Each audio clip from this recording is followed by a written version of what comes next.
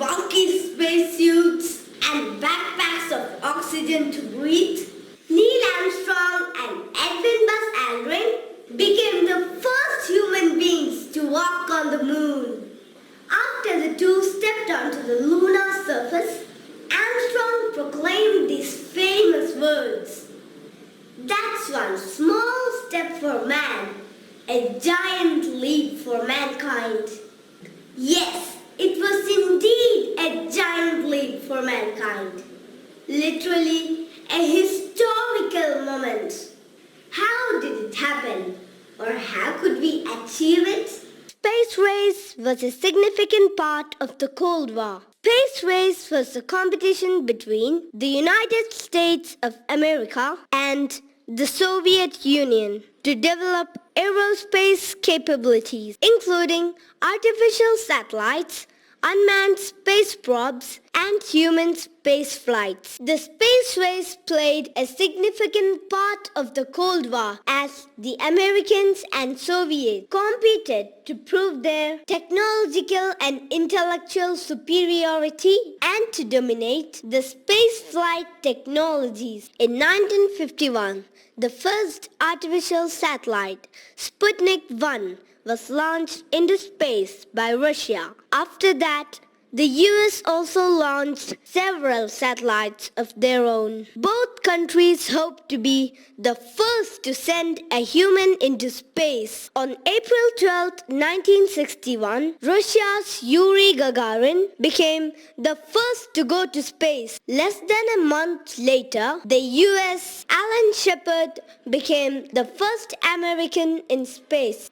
Following these milestones, US President John F. Kennedy issued a challenge to the National Aeronautics and Space Administration, that is NASA, to put a human on the moon in 10 years or less. NASA went to work. On July 16, 1969, the spacecraft Apollo 11 launched a crew of 3 astronauts into space, and the rest is history. Neil Armstrong, Edwin Aldrin, and Michael Collins were the luckiest to be selected as the astronauts who would make the historic trip from Earth on Apollo 11. Just 4 days after launching from Kennedy Space Center in Florida, US, the spacecraft neared the moon's surface. Before touching down, the 3 men split up. Collins boarded Apollo 11's command module, the Columbia, where he would remain in the orbit around the moon.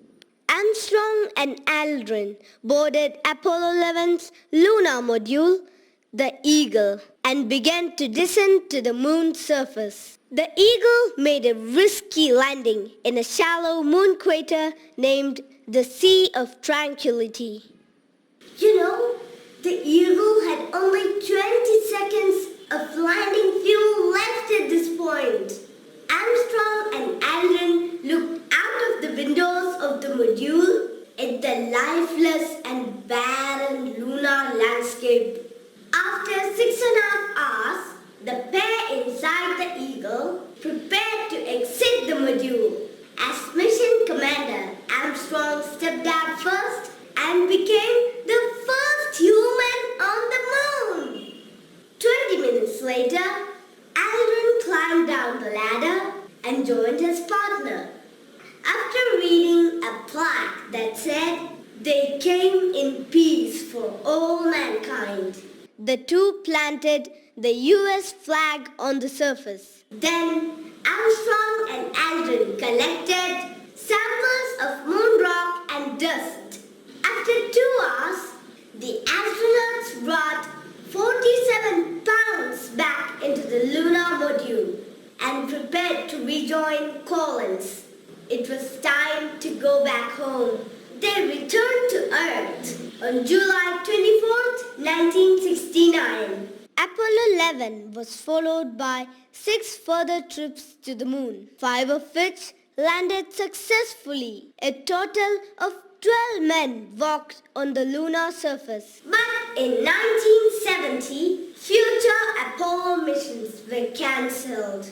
Apollo 17 became the last manned mission to the moon.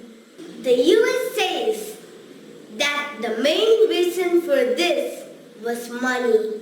The cost of getting to the moon was ironically astronomical. On July 20th, we celebrate National Moon Day every year. This is to commemorate the first moon landing by man, which was reported by NASA as the single greatest technological achievement of 4